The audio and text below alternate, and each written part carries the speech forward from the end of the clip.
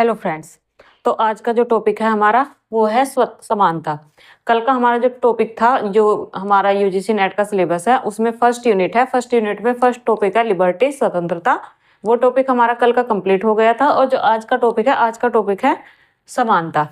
हालांकि कल के टॉपिक का भी कुछ पार्ट थोड़ा सा पाँच एक मिनट का एक पार्ट रह गया है, कि जो मैंने कल आपको बताया था कि जितनी भी सारी महत्वपूर्ण पुस्तकें हैं, महत्वपूर्ण विचारक हैं, पुस्तकों के वर्ष हैं या फिर कौन से महत्वपूर्ण सिद्धांत है, वो एक जगह मैं आपको बता दूंगी, जिससे कि आपको पता रहे कि जो स्वतंत्रता की विचारधारा है उसमें कौन कौन से विचारकों का क्या क्या योगदान है।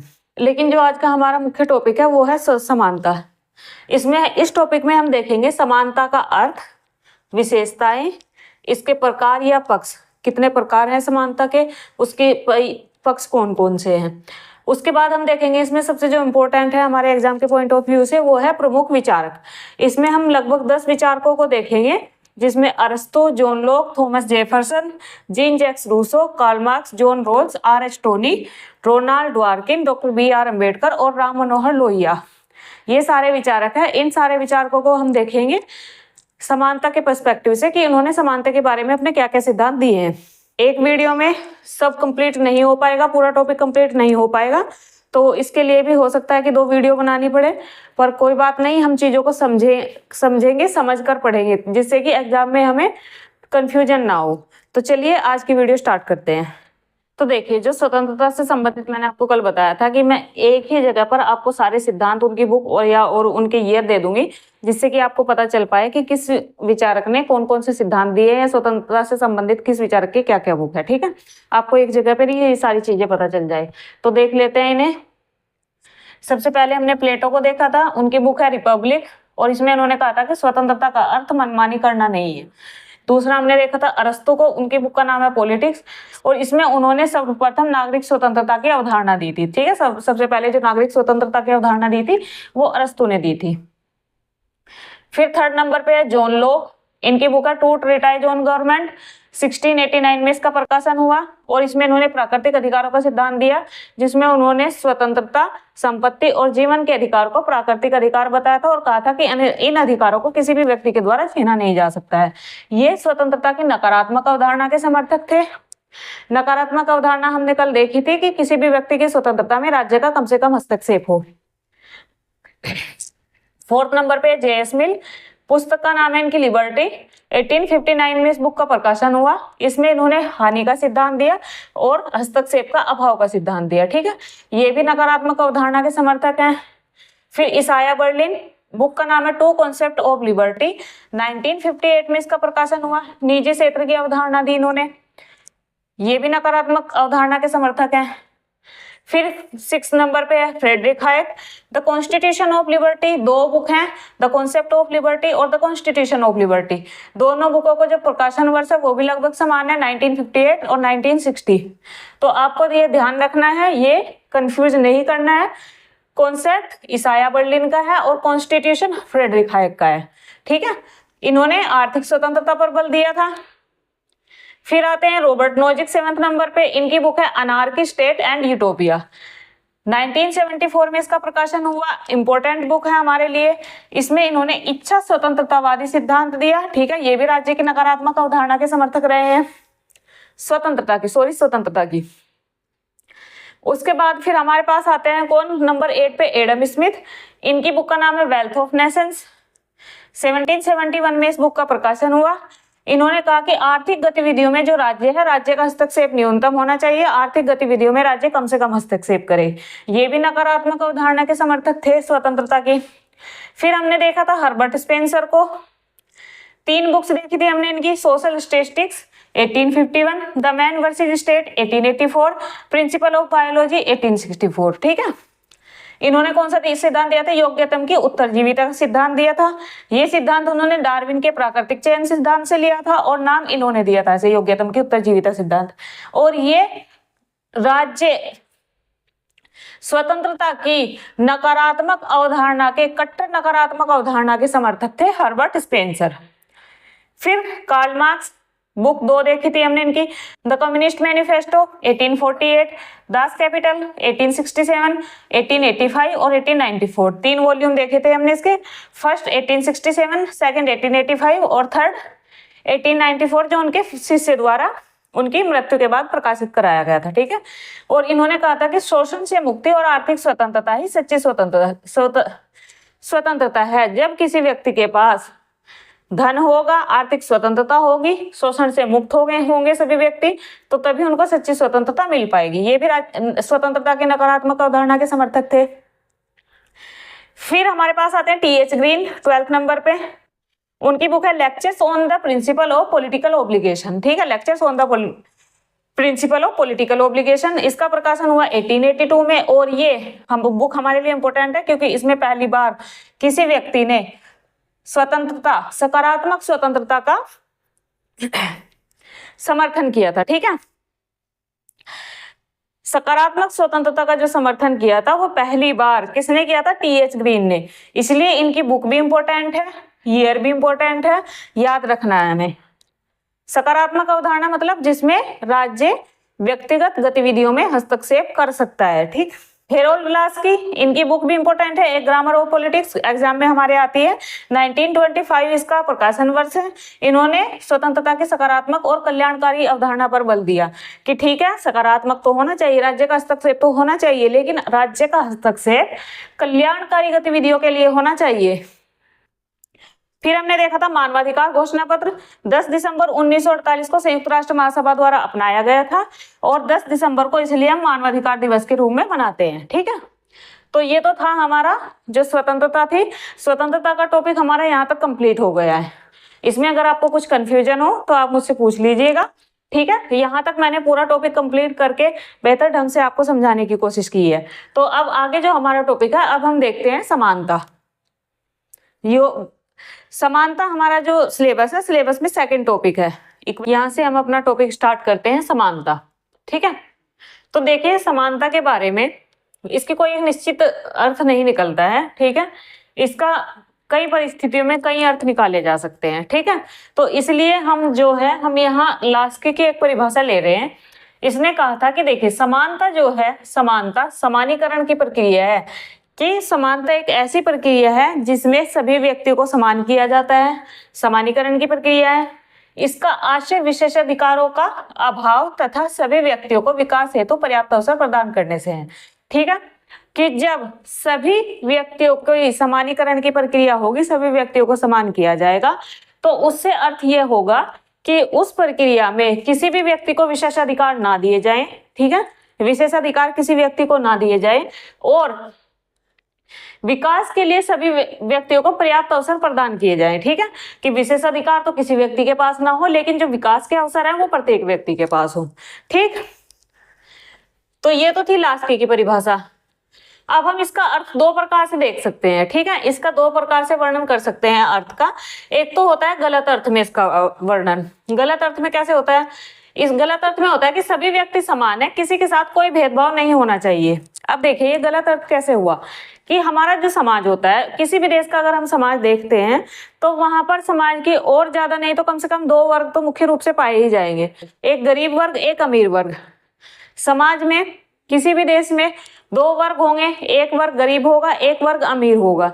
तो अमीर वर्ग जो होगा वो बहुत थोड़ी संख्या में होगा, कुछ लोगों के हाथों में धन का संकेंद्रण होगा। लेकिन जो गरीब लोग हैं, ठीक है, गरीब लोगों की जनसंख्या किसी भी देश में, जो खासकर विकासशील देश हैं और अभी अल्प विकसित देश है, वहां पर ज्यादा पाई जाती है। तो देखिए अगर हम कहेंगे कि सभी व्यक्ति समान है, ये ठीक है, प्राकृतिक रूप से सभी व्यक्ति समान है, किसी के साथ कोई भेदभाव नहीं। अब देखिए जो गरीब लोग हैं, सरकार को उन्हें मुख्य धारा में लाने के लिए, ठीक है, कुछ ना कुछ योजनाएं बनानी पड़ेगी। जैसे हमारे यहाँ, हम अपने यहाँ ही ले लेते हैं, शिक्षा का अधिकार दिया हुआ है हमारे यहाँ पर, सभी बच्चों को 6 से लेकर 14 वर्ष तक के सभी बच्चों को शिक्षा का अधिकार दिया हुआ है। ठीक है, मनरेगा योजना यहाँ पर गरीब मजदूरों के लिए चलाई जा रही है। आयुष्मान कार्ड स्वास्थ्य के लिए लोगों को दिया जा रहा है, ठीक है, जो गरीब वर्ग के लोग हैं। तो ये सब कार्य किस लिए हो रहे हैं? ये सब कार्य हो रहे हैं कि सभी व्यक्तियों को समान करने की प्रक्रिया ये की जा रही है। ठीक है, जिससे कि आर्थिक रूप से और सामाजिक रूप से सभी व्यक्ति एक समान हो जाए। सामाजिक तो नहीं, लेकिन आर्थिक रूप से व्यक्ति सभी समान हो जाए, क्योंकि सामाजिक रूप से हम यहाँ देख सकते हैं जातिगत भेदभाव के रूप में कि सभी किसी भी व्यक्ति की जाति ऊंच नीच का जो भेदभाव है, अगर ये खत्म हो जाएगा तो सभी व्यक्ति समान हो जाएंगे। तो इसका गलत अर्थ क्यों निकाला जाता है कि हम सभी व्यक्तियों में ये नहीं देख सकते कि सभी व्यक्ति समान है और उनके साथ कोई भेदभाव नहीं होना चाहिए। जो निम्न वर्ग के लोग हैं, जो बीमार लोग हैं, जो वृद्ध लोग हैं, उनके भलाई के लिए, ठीक है, उनको समाज की मुख्य धारा में लाने के लिए सरकार को कुछ विशेष अधिकार उन्हें देने पड़ते हैं। जैसे हमारे यहाँ आरक्षण की व्यवस्था है, तो जिससे कि वो व्यक्ति समाज की मुख्य धारा में शामिल हो सके। इसलिए जो ये अर्थ है, ये अर्थ गलत निकाला जाता है, मतलब विद्वानों द्वारा कहा गया है कि जो ये अर्थ है ये गलत अर्थ है। फिर जो इसका सही अर्थ है, सही अर्थ में क्या बताया गया है कि प्रत्येक व्यक्ति को व्यक्तित्व विकास के लिए राज्य की ओर से समान अवसर प्राप्त हो। ठीक है, कि समाज में जो व्यक्ति है, जितने भी व्यक्ति हैं, ठीक है, उन्हें राज्य की तरफ से समान अवसर मिले ताकि वो अपने व्यक्तित्व का विकास कर सके। जैसे हमारे यहाँ हम देख लेते हैं कि जब वैकेंसी आती है, हालांकि वैकेंसी में आरक्षण होता है, ठीक है, उसे तर्कसंगत भेदभाव भी कहा जाता है, वो तर्कसंगत है, लेकिन जो वैकेंसी है, वैकेंसी सभी व्यक्तियों के लिए खुली होती है। उसमें किसी व्यक्ति को ये नहीं कहा जाता कि आप बीमार है आप फॉर्म नहीं भरोगे, आप गरीब है आप फॉर्म नहीं भर सकते हो। ठीक है, उसमें राज्य की तरफ से प्रत्येक व्यक्ति को अवसर दिया जाता है कि अगर आप कुछ योग्यताएं पूरी कर रहे हो, ठीक है, कुछ योग्यताएं रखी जाती है उसमें, अगर आप वो योग्यताएं पूरी कर रहे हो तो आप चाहे अमीर हो चाहे गरीब हो, आप वो फॉर्म भर सकते हैं योग्यताएं पूरी करते हुए।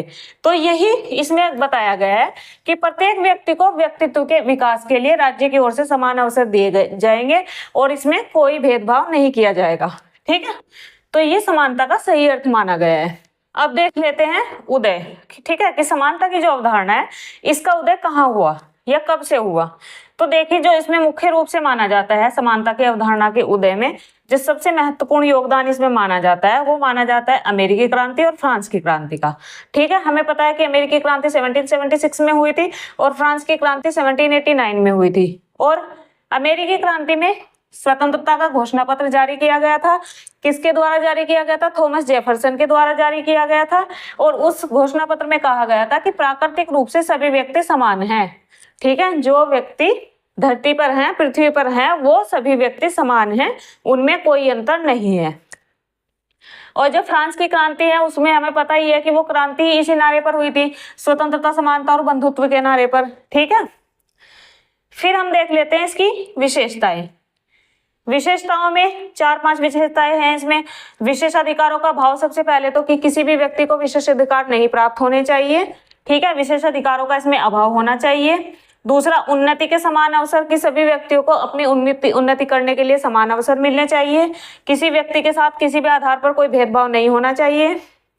असमानताओं की समाप्ति, समाज में जो अमीर गरीब का वर्ग है, ठीक है, या ऊंच नीच का वर्ग है, ठीक है, जो ये खाई है ये खाई कम होनी चाहिए।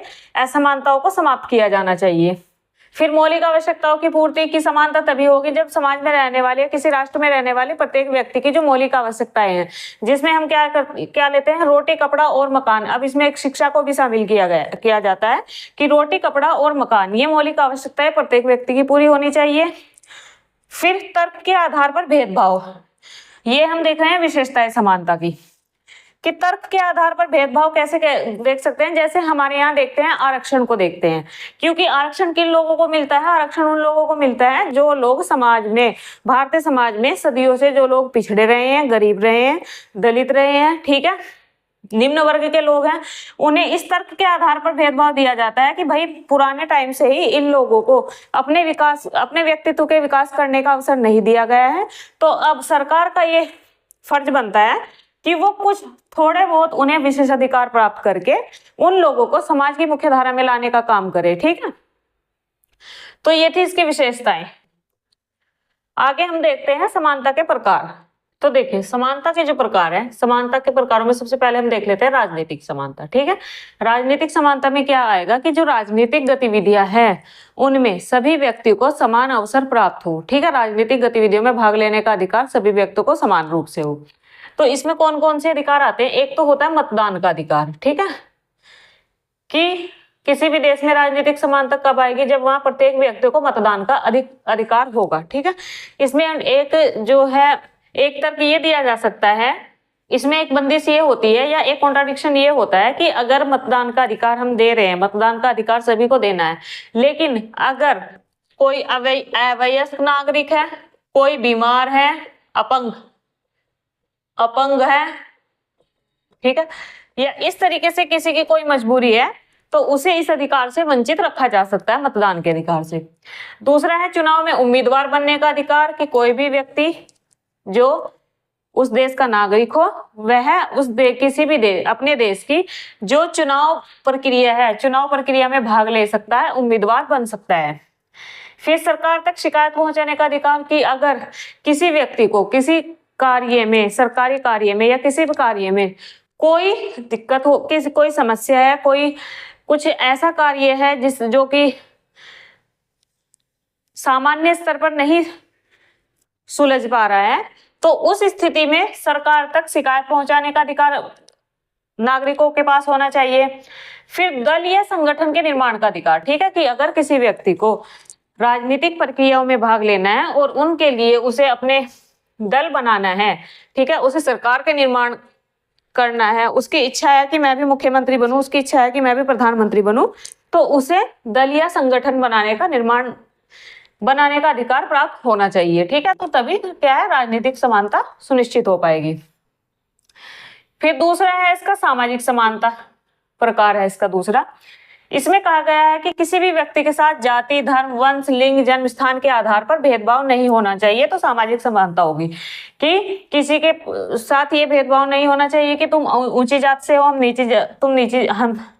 हम ऊंची जात से हैं, तुम नीची जात से हो, इस आधार पर भेदभाव नहीं होना चाहिए। हिंदू मुस्लिम आधार पर भेदभाव नहीं होना चाहिए, वंश के आधार पर भेदभाव नहीं होना चाहिए, लिंग के, नारी पुरुष के आधार पर भेदभाव नहीं होना चाहिए, किसी व्यक्ति का जन्म कहाँ हुआ है, जन्म का स्थान उसका क्या है, इस आधार पर किसी भी व्यक्ति के साथ कोई भेदभाव नहीं होना चाहिए। तो वो क्या समानता होगी, कैसी समानता होगी? सामाजिक समानता।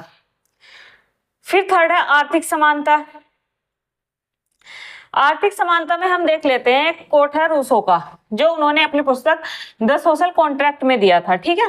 रूसो ने अपनी पुस्तक द सोशल कॉन्ट्रैक्ट में एक कोट दिया था और इसमें इन्होंने बताया था कि सरकारी नीति ऐसी हो कि समाज में न तो अमीरों की संख्या बढ़े और न गरीबों की, ठीक है। इन्होंने कहा था कि देखिए, जो सरकार है, सरकार ऐसी नीतियों का निर्माण करे, ऐसी नीतियां बनाए कि उन नीतियों से ना तो ज्यादा अमीर होते चले जाएं, ठीक है, ना तो अमीरों की संख्या ज्यादा होती चली जाए और ना ही गरीब ज्यादा गरीब होते चले जाएं या गरीबों की संख्या बढ़ती चली जाए। क्योंकि अगर अमीर की संख्या बढ़ेगी, गरीब की संख्या कम होगी, तो क्या होगा, जो समाज का एक स्तर है, समाज के स्तर या समानीकरण की जो प्रक्रिया है, उसमें बीच में एक गहरी खाई हो जाएगी, ठीक है। अमीर ज्यादा अमीर, गरीब ज्यादा गरीब, तो जो बीच का वर्ग है, बीच का क्षेत्र है, वो एक खाई की तरह बन जाएगा, ठीक है, कि ना तो अमीर तो। और इसलिए उन्होंने कहा था कि अगर आपको समानीकरण लाना है, आर्थिक समानता लानी है, तो आर्थिक समानता में सरकार को अपनी नीतियों का निर्माण ऐसा करना होगा कि जो अमीर वर्ग है वो तो लाभ कमाए, ठीक है, वो तो लाभ की स्थिति में रहे ही, लेकिन जो गरीब वर्ग है, गरीब वर्ग भी अमीर वर्ग तक पहुंचने के प्रयास कर सके, ठीक है, या सरकारी नीति ऐसी हो जिससे कि उन्हें अमीर वर्ग तक पहुंचने में सहायता प्रदान हो, ठीक है, जो उनके बीच का जो गैप है वो गैप कम होने का प्रयास हो। अच्छा, तो इसमें आर्थिक समानता में कुछ बातें आती हैं कि जैसे सभी को रोजगार प्राप्त हो, पर्याप्त मजदूरी और अवकाश मिले, ठीक है, कि आर्थिक समानता कब होगी, जब देश के किसी भी देश के सभी नागरिकों को रोजगार के अवसर उपलब्ध हो, और रोजगार के अवसर उपलब्ध होने के साथ साथ ही एक तो उन्हें मजदूरी, उनकी पर्याप्त मजदूरी दी जाए, जितना काम कराया जा रहा है उसके हिसाब से उन्हें पैसा मिले, उसके बाद उन्हें उचित छुट्टियां भी मिले, ठीक है। ऐसा नहीं है कि हफ्ते के 7 दिन उनसे काम कराया जा रहा है, ठीक है, या साल के 365 दिन वो काम ही कर रहे हैं, उन्हें पर्याप्त अवकाश भी मिले और पर्याप्त मजदूरी भी मिले, वेतन भी मिले। फिर है विशेष परिस्थितियों में राज्य से आर्थिक सहायता प्राप्त हो। मान लीजिए कोई वृद्ध है, कोई अपंग व्यक्ति है जो कि अपना भरण पोषण स्वयं नहीं कर पा रहा है, तो ऐसी स्थितियों में राज्य का कर्तव्य बनता है कि वो ऐसे व्यक्तियों को आर्थिक सहायता प्रदान करे, जिससे कि ये व्यक्ति अपनी मूलभूत आवश्यकताओं की पूर्ति कर सके। तो तब क्या होगी, तब आर्थिक समानता होगी। फिर आता है इसमें पुरुष और महिला, ठीक है, जो ये वर्ग है इसको समान कार्य के लिए समान वेतन मिले, ठीक है। हम काफी डिपार्टमेंट में, काफी जगह खासकर प्राइवेट जॉब्स में देखते हैं कि जो समान कार्य अगर पुरुष महिला कर रहे हैं, वही काम पुरुष कर रहा है, वही काम महिला कर रही है, तो वहां महिला का वेतन कम होगा और पुरुष का वेतन ज्यादा होगा, ठीक है। तो आर्थिक समानता कब होगी, आर्थिक समानता में इन्होंने कहा है कि अगर पुरुष और महिला का समान कार्य के लिए समान वेतन है तो वहां भी आर्थिक समानता सुनिश्चित होगी, ठीक है। तो ये किसके प्रकार थे, ये आर्थिक समानता के प्रकार थे। 3 प्रकार देख लिए हमने, राजनीतिक, सामाजिक और आर्थिक। अब देखते हैं हम कानूनी समानता, जो ज्यादा इंपॉर्टेंट है। तो जो 4th नंबर पे समानता का प्रकार है हमारे पास, वो है कानूनी समानता, ठीक है। कानूनी समानता में क्या आएगा कि देखिए, कानून के सामने सभी बराबर है, कानून का शासन होगा किसी भी देश में, ठीक है। जैसे हमारे देश में कानून का शासन है, विधि का शासन है, कानून के समक्ष सब बराबर है, कानून के सामने कोई बड़ा छोटा नहीं है। तो इसमें भी कानूनी समानता में बताया गया है कि देखिए, जो कानूनी समानता है इसके भी कुछ महत्वपूर्ण पक्ष हैं, जैसे कि कानून के समक्ष समानता, ठीक है। ये समानता की नकारात्मक अवधारणा है, ठीक है, कि ये नकारात्मक अवधारणा है समानता की, कि कानून के समक्ष समानता, कानून के समान सभी बराबर हैं, ठीक। इसमें कहां से ली गई है, ये ब्रिटेन से ली गई है। इसमें कहा गया है कि सभी व्यक्तियों पर एक समान कानून लागू होंगे, किसी को कोई विशेषाधिकार नहीं मिलेगा, ठीक है, कि कोई भी व्यक्ति हो, किसी भी व्यक्ति को कोई भी विशेषाधिकार नहीं मिलेगा, सभी व्यक्तियों पर एक समान कानून लागू होंगे।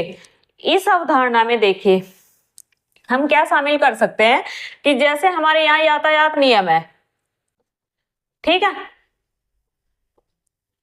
यातायात के नियम है, वो नियम सभी व्यक्तियों पर एक समान लागू होते हैं, उसमें कोई व्यक्ति अपना पराया बड़ा छोटा नहीं देखा जाता है, सभी व्यक्तियों पर एक समान नियम लागू होते हैं, ठीक है। तो ये क्या होगा, ये तो होगा कानून के समक्ष समानता, कानून के सामने सब समान है, कानून के सामने सभी बराबर हैं। दूसरा इसमें आता है कानून का समान संरक्षण। ये क्या है, ये सकारात्मक अवधारणा है, ठीक है, कानूनी समानता की सकारात्मक अवधारणा है। इसमें कहा गया, ये अमेरिकी संविधान से ली गई है, ठीक है। कानून के समक्ष समता ब्रिटेन से ली गई है, ये इंपॉर्टेंट है हमारे लिए। और कानून का समान संरक्षण ये अमेरिका से लिया गया, ये हमारे लिए इंपॉर्टेंट है। दूसरा इनका जो मीनिंग है, जो इनका अर्थ है, वो हमारे लिए इंपॉर्टेंट है कि कानून के समक्ष समानता का मतलब है कानून के सामने सब बराबर है, कोई बड़ा छोटा नहीं है। और कानून का समान संरक्षण से मतलब होता है कि समान परिस्थिति वाले लोगों से समान व्यवहार किया जाएगा। मान लीजिए हमारे यहाँ आयकर देने वाला वर्ग है, ठीक है, आयकर हमारे यहाँ स्लैब्स में दिया जाता है, ठीक है। तो 5 लाख से कम आय वाले जो लोग हैं उनको कोई टैक्स नहीं देना पड़ता, जिनकी वार्षिक आय 5 लाख से कम है उनको कोई कर नहीं देना पड़ता। लेकिन जो व्यक्ति 5 लाख से अधिक आय के वाले हैं, वो क्या हो गया, वो एक, उसमें देश में जितने भी व्यक्ति ऐसे हैं जिनकी आय 5 लाख से अधिक होगी, ठीक है, 5 लाख से अधिक होगी, तो ऐसे व्यक्ति क्या आ गए, एक समान परिस्थिति वाले हो गए, ठीक है, उनकी परिस्थिति एक समान हो गई। और ऐसे लोगों से समान व्यवहार किया जाएगा, एक ही प्रकार का टैक्स लिया जाएगा ऐसे लोगों से, ठीक है, वो देना ही देना है उन लोगों को। तो ये क्या हो गया, कानून का समान संरक्षण। तो ये क्या हो जाता है हमारा, कानून का समान संरक्षण। इसमें ये भी कहा जाता है कि जो राज्य है, राज्य अपने जो नागरिक है, नागरिकों को जो स्वतंत्रताएं प्रदान करेगा, ठीक है, जो विशेषाधिकार प्रदान करेगा, वो कानून के अनुसार ही प्रदान करेगा, ठीक है। तो ये मैंने आपको बता दिया, समान परिस्थिति वाले लोगों के साथ समान व्यवहार किया जाएगा, ठीक। फिर है तर्क संगत भेदभाव, कि कानूनों में भी, इसका अर्थ है कि कानूनों में भी तर्क के आधार पर भेदभाव किया जा सकता है। कैसे किया जा सकता है कि जैसे हमारे यहाँ देख लेते हैं, महिला पुरुष का एक वर्ग है, ठीक है, हमें पता है कि जो महिला है, महिलाओं की स्थिति पुराने समय से काफी गंभीर रही है, काफी कमजोर रही है, और जो पुरुष वर्ग है, पुरुष वर्ग शक्तिशाली वर्ग रहा है। तो महिलाओं की स्थिति को सुधार करने के लिए, महिलाओं की स्थिति में सुधार करने के लिए, उन्हें पुरुषों के बराबर लाने के लिए सरकार द्वारा कुछ प्रयास किए जा सकते हैं, ठीक है, और किए जाते हैं। सरकार उनकी स्थिति को बेहतर करने के लिए कुछ सुधार करेगी, कुछ प्रयास करेगी, जिसके कारण ये जो प्रक्रिया है, जैसे आरक्षण की प्रक्रिया है, इसे हम भेदभाव कह सकते हैं। एक तरह से हम मान सकते हैं कि ये पुरुषों के साथ भेदभाव है, लेकिन ये भेदभाव तर्कसंगत भेदभाव है, तर्क के आधार पर भेदभाव है ये, ठीक है।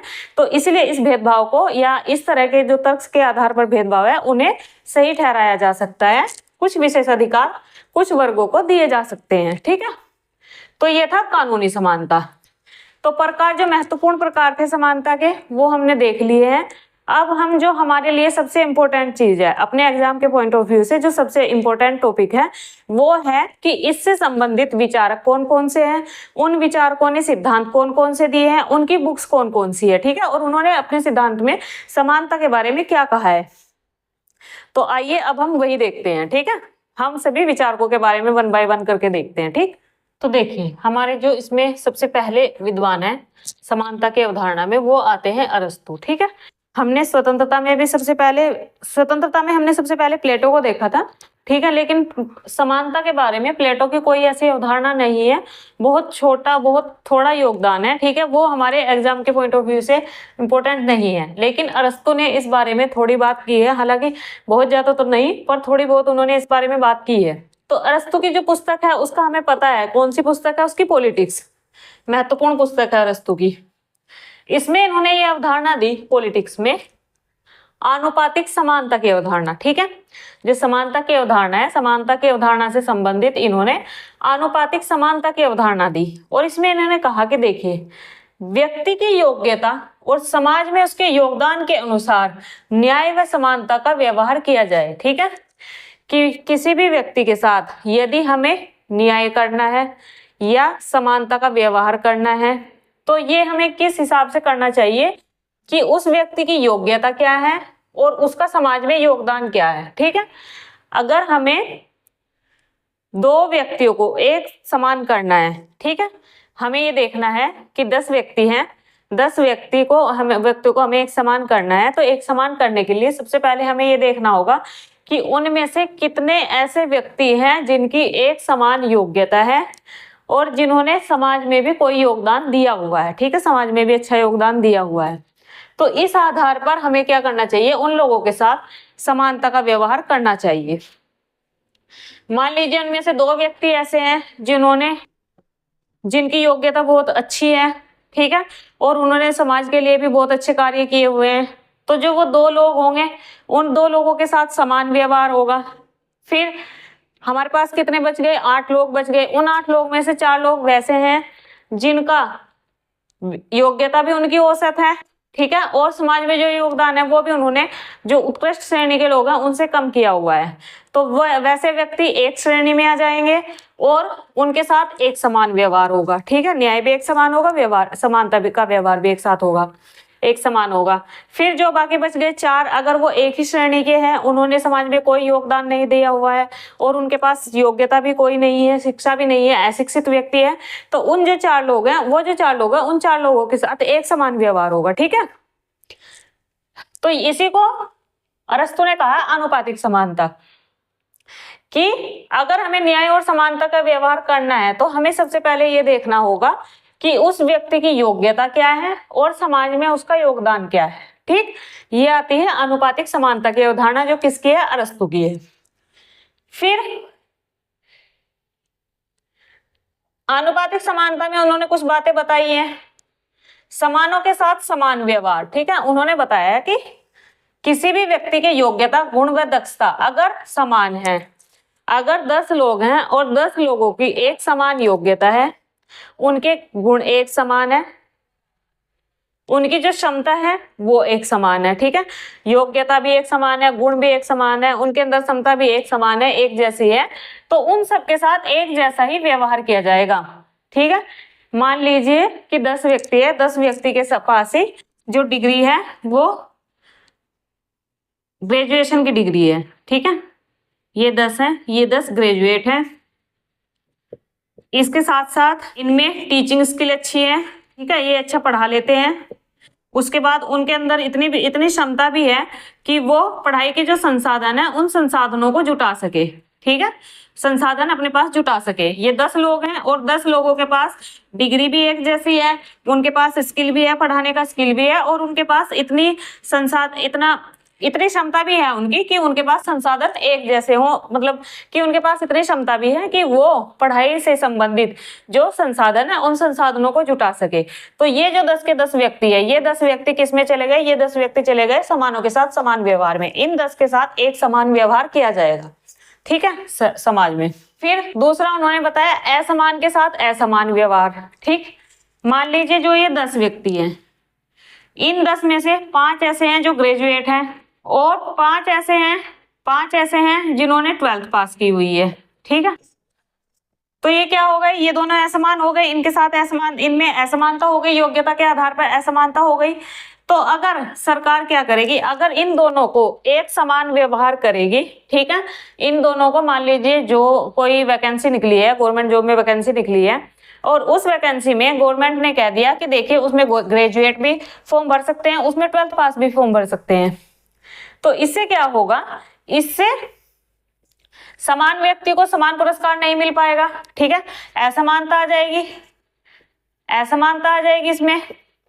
और असमानता के जो ये स्थिति है, जो इस तरह की परिस्थिति है, उसे अरस्तु ने अन्यायपूर्ण कहा है।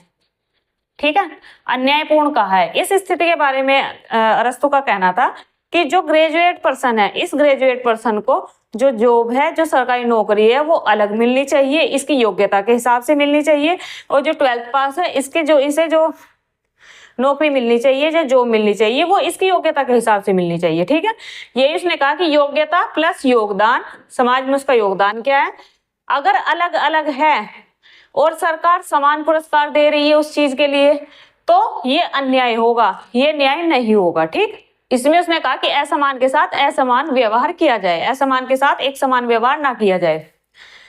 फिर थर्ड था योग्यता व योगदान। ठीक है, उसने कहा है कि अगर पद, सम्मान, धन का वितरण व्यक्ति की नैतिक उत्कृष्टता व योग्यता पर आधारित योगदान के अनुपात में होना चाहिए। ठीक है, कि कोई व्यक्ति है जिसे कोई पद दिया जाना है, कोई सम्मान दिया जाना है, या फिर धन दिया जाना है। ठीक है, तो ये सारी चीजें हैं, ये सारी चीजें उसे किस आधार पर दी जानी चाहिए कि नैतिक रूप से वो कितना अच्छा है, नैतिकता उसमें कितनी है, दूसरा वो योग्यता है उसमें या नहीं, इन चीजों को पाने की योग्यता है या नहीं भी। मान लीजिए आपको आईएएस का पद देना है, एक आईएएस का पद देने के लिए आपको ये देखना होगा कि वो ग्रेजुएट है या नहीं। ठीक है, अगर वो ग्रेजुएट है तो आप ये पद उसे दे सकते हैं, अगर वो ग्रेजुएट नहीं है तो आप ये पद नहीं दे पाएंगे उसे, आपको ये पद उसे नहीं देना चाहिए। ठीक है, फिर मान लीजिए हमें किसी व्यक्ति को कोई सम्मान देना है, ठीक, तो हमारे यहाँ जैसे पद्म भूषण दिए जाते हैं, पद्म भूषण, पद्म विभूषण, ये पुरस्कार हमारे यहाँ दिए जाते हैं। तो इसमें हम ऐसा तो नहीं करते ना कि किसी भी व्यक्ति को उठाया और सम्मान दे दिया, पुरस्कार दे दिया, लो भाई तुम्हें पद्म भूषण प्राप्त हो गया है, ऐसा नहीं होता ना। हम देखते हैं कि अगर हमें किसी व्यक्ति को सम्मान देना है तो उसने समाज में योगदान क्या दिया है। ठीक है, उसका समाज में योगदान क्या है, उसे किसी एक क्षेत्र में उसने कितना योगदान समाज को दिया है, क्या अच्छा कार्य किया है। ठीक है, तो ये देखते हैं हम योग्यता। उसके बाद धन का वितरण भी कैसे दिया जाना चाहिए, इसके भी धन वितरण के लिए भी हमें नैतिकता और योग्यता, इन दोनों चीजों को देखना चाहिए। ठीक है, तो जो अरस्तु थे, अरस्तु ने कहा था कि हमें अगर किसी व्यक्ति को कोई पद देना है, कोई सम्मान देना है या धन का वितरण करना है, तो ये हमें, इसके लिए हमें ये देखना चाहिए कि व्यक्ति नैतिक कितना है, उसकी योग्यता है या नहीं भी। ठीक है, और उसने समाज में योगदान कितना किया है। ठीक, इसका उदाहरण हम देख सकते हैं कि जैसे हमारे यहाँ भारत रत्न है, भारत रत्न हमारे यहाँ हर एक ऐरे गैरे को या हर किसी व्यक्ति को नहीं दिया जा सकता, हमारे यहाँ उन्हीं व्यक्तियों को दिया जाता है जिन लोगों ने समाज के लिए बहुत भलाई का कार्य किया हुआ हो। ठीक है, फिर आता है हमारे पास समानता के प्रकार, जो किसने बताए हैं, अरस्तु ने जो प्रकार बताए हैं। अरस्तु ने समानता के दो प्रकार बताए हैं, एक संख्यात्मक, दूसरा आनुपातिक।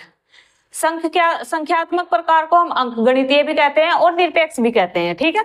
इसके दो नाम है, एक तीन नाम है, एक संख्यात्मक, एक अंकगणितीय और थर्ड नंबर पे है निरपेक्ष प्रकार समानता के, जो अरस्तु ने बताए हैं, ठीक है। इसमें उन्होंने कहा है कि देखिए सभी व्यक्ति एक समान है और सभी को समान लाभ मिलना चाहिए, कि जो संख्यात्मक या निरपेक्ष प्रकार की समानता है उस समानता में सभी व्यक्ति एक समान है, सभी को एक समान लाभ मिलना चाहिए, ठीक है, और सभी के एक समान अधिकार होने चाहिए। तो ये जो अवधारणा है, इस अवधारणा को अरस्तु ने अन्यायपूर्ण कहा है। उसने कहा कि ये अवधारणा सही नहीं है, इसमें कुछ लोगों के साथ अन्याय होता है, ये अन्यायपूर्ण अवधारणा है। इसमें उदाहरण उन्होंने दिया है कि जैसे लोकतंत्र की अवधारणा है, लोकतंत्र की अवधारणा का यह आधार है क्योंकि उसमें प्रत्येक व्यक्ति को वोट का अधिकार है, ठीक है। एक निश्चित योग्यता है, 18 वर्ष की आयु उसकी योग्यता है हमारे देश में, कि 18 वर्ष की आयु से ऊपर का जो भी व्यक्ति होगा उसे मताधिकार दिया जाएगा, भले ही वह कितनी भी ऊंच नीच जाति से हो, धर्म से हो, किसी भी धर्म से हो, किसी भी जाति से हो, किसी भी वंश से हो, किसी भी लिंग से हो, उसे वोट का अधिकार दिया जाएगा। तो इसे अरस्तु ने क्या माना है, लोकतंत्र का आधार माना है, और इसको ही अरस्तु ने कहा कि ये अन्यायपूर्ण अवधारणा है जिसमें सभी व्यक्ति को समान लाभ मिले, ये समान अधिकार मिले। ये एक बेहतर अवधारणा नहीं है, अन्यायपूर्ण अवधारणा है। दूसरी है, उन्होंने बताया समानता का दूसरा प्रकार आनुपातिक समानता। आनुपातिक समानता में उन्होंने क्या बताया, आनुपातिक समानता, ठीक है, आनुपातिक समानता को सापेक्ष समानता भी उन्होंने कहा है, इसे निरपेक्ष और इसे सापेक्ष, और इसे न्यायपूर्ण उन्होंने माना है कि ठीक है, कि ये जो अवधारणा है ये न्यायपूर्ण है। इसमें उन्होंने कहा है कि देखिए समाज में जो सभी व्यक्ति हैं उनमें समान लोगों के साथ समान व्यवहार होना चाहिए, ठीक है। देखिए जो अनुपातिक समानता है, अनुपातिक समानता को हम सापेक्ष समानता भी कहते हैं। इसमें जो संख्यात्मक या अंकगणितीय समानता है उसे निरपेक्ष समानता भी कहा जाता है, अनुपातिक समानता को सापेक्ष समानता भी कहा जाता है, और इसे ही अरस्तु ने अन्यायपूर्ण माना है, इसे एक बेहतर व्यवस्था माना है। इसमें कहना था अरस्तु का कि देखिए जो सभी व्यक्ति है उन सभी व्यक्तियों में समान लोगों के साथ समान व्यवहार होना चाहिए। जैसे हम समझते हैं कि जैसे डॉक्टरों का वर्ग है, डॉक्टर हुए, वकील हुए, ठीक है, इस तरह के जो वर्ग है, इन वर्गों के साथ, या अध्यापक हुए, ये वर्ग हैं, डॉक्टरों का भी एक वर्ग है, वकीलों का भी एक वर्ग है, अध्यापकों का भी एक वर्ग है। तो इन सभी के साथ में जो समानता का होगी वो समानता एक प्रकार की होगी। अगर डॉक्टर है, अगर उसकी सैलरी डिसाइड की जानी है तो जितने भी डॉक्टर्स हैं सभी डॉक्टर्स की सैलरी एक जैसी होगी, ठीक है, उस सैलरी में कोई भेदभाव नहीं होगा। अगर डॉक्टर्स को कोई अधिकार दिए जा रहे हैं तो सभी डॉक्टर्स को एक जैसे अधिकार दिए जाएंगे। अगर वकील हैं, ठीक है, तो वकीलों की जो सैलरी होगी, जितने भी वकील हैं वकीलों की सैलरी एक जैसी होनी चाहिए, उसमें कोई भेदभाव नहीं होना चाहिए। अध्यापक है, सभी अध्यापकों की सैलरी एक जैसी होनी चाहिए, उनमें कोई स्त्री पुरुष आधार पर या किसी भी आधार पर कोई भेदभाव नहीं होना चाहिए। अगर अध्यापक है तो ये एक योग्यता है कि सभी व्यक्तियों की सैलरी एक जैसी हो, ठीक है, सभी का वेतन एक जैसा दिया जाए। तो ये उसने क्या बताया था कि समान लोगों के साथ समान व्यवहार, ये व्यक्ति समान है, मतलब डॉक्टर वकील समान नहीं है। डॉक्टर और वकील को अगर हम जोड़ेंगे तो फिर असमान हो जाएंगे, लेकिन डॉक्टर जितने भी वो सब एक जैसे हैं। वकील जितने भी हैं वो सब एक वर्ग में आते हैं, और जो अध्यापक जितने भी हैं वो सब एक वर्ग में आते हैं, ठीक। तो इस तरह से जो अरस्तु ने बताया था कि देखिए आनुपातिक समानता क्या है, आनुपातिक समानता में समान लोग जो होंगे, कोई एक वर्ग के जो लोग होंगे उस वर्ग के सभी लोगों के साथ एक समान व्यवहार किया जाएगा, उनमें कोई भेदभाव नहीं किया जाएगा, ठीक है। तो ये थी आनुपातिक समानता। अब देखिए जो हमारे दूसरे विचारक हैं जॉन लॉक, ठीक है। जॉन लॉक हमने स्वतंत्रता की अवधारणा में भी देखे थे, समानता की अवधारणा में भी उनका थोड़ा योगदान है। इसमें इन्होंने देखिए, इनकी बुक हमने देख ली थी, पहले भी देखी थी, इनकी बुक हमने देख ली थी, पहले भी देखी थी, टू ट्रीटाइज ऑफ गवर्नमेंट, ठीक है, on government, two treatise on government, two treatise on government, ठीक है। इसका प्रकाशन कब हुआ था? 1689 में हुआ था। इसमें इन्होंने सिद्धांत दिया था प्राकृतिक अधिकारों का सिद्धांत, ठीक है, ये हमने स्वतंत्रता वाले लेक्चर में भी पढ़ा था। इसमें इन्होंने कहा था कि सभी मनुष्य प्राकृतिक रूप से समान है, ठीक है। जो स्वतंत्रता का अधिकार है वो सभी व्यक्तियों को जन्म से मिला हुआ है और प्राकृतिक रूप से सभी व्यक्ति समान है, उनमें कोई भेदभाव नहीं है। प्रकृति ने सभी को एक जैसा बनाया है, ठीक। अब अपने विचारों में इन्होंने क्या कहा कि देखिए जो सरकार है, सरकार प्राकृतिक अधिकारों की रक्षक है, ठीक है। अपने विचारों में इन्होंने कहा कि जो सरकार है, सरकार प्राकृतिक अधिकारों की रक्षक है। सरकार का काम है कि वह किसी भी व्यक्ति के जो प्राकृतिक अधिकार हैं उनकी रक्षा करे। अगर किसी भी व्यक्ति के साथ ऐसा होता है या सरकार ऐसा करती है कि वह व्यक्ति के समानता के अधिकारों का उल्लंघन करती है, ठीक है, अगर सरकार किसी भी व्यक्ति के समानता के अधिकारों का उल्लंघन करती है तो जनता को यह अधिकार है कि वह सरकार को बदल दे, ठीक है। समानता के बारे में इन्होंने यही कहा था कि देखिए अगर आपको लग रहा है कि जो सरकार है, सरकार आपके प्राकृतिक अधिकारों की रक्षा नहीं कर रही है, आपके समानता के अधिकार का उल्लंघन कर रही है, तो आपका ये कर्तव्य बनता है कि आप उस सरकार को बदल दे, ठीक। फिर इन्होंने थर्ड क्या कहा था कि कानून सभी व्यक्तियों पर समान रूप से लागू होना चाहिए। सरकार द्वारा बनाया गया कोई कानून, ठीक है, अगर कोई सरकार कोई कानून बना रही है तो वो कानून प्रत्येक व्यक्ति पर एक समान रूप से लागू होना चाहिए, उसमें कोई भेदभाव नहीं होना चाहिए। ऐसा नहीं होना चाहिए कि कुछ बंदिशें लगाने के लिए या फिर कुछ दबाव बनाने के लिए सरकार कोई कानून पास करे और वो केवल एक वर्ग के लिए पास करे, ठीक है। सरकार का कार्य है कि सरकार जो भी कानून बनाए वह कानून सभी व्यक्तियों पर समान रूप से लागू होना चाहिए, ठीक। तो आज के लिए जो हमारा लेक्चर है वो इतना ही। कल हम और काफी सारे जो विद्वान है, विचारक हैं, उनके बारे में देखेंगे और जो इम्पोर्टेंट विचारक है वो कल के लेक्चर में कवर होंगे। आज अभी अगर करूंगी तो वीडियो ज्यादा लंबी हो जाएगी। तो आज के लिए इतना ही। वीडियो आपको कैसी लगी, लेक्चर आपको कैसा लगा, मुझे जरूर बताइएगा। लाइक, कमेंट और शेयर भी कर दीजिएगा। Thank you so much.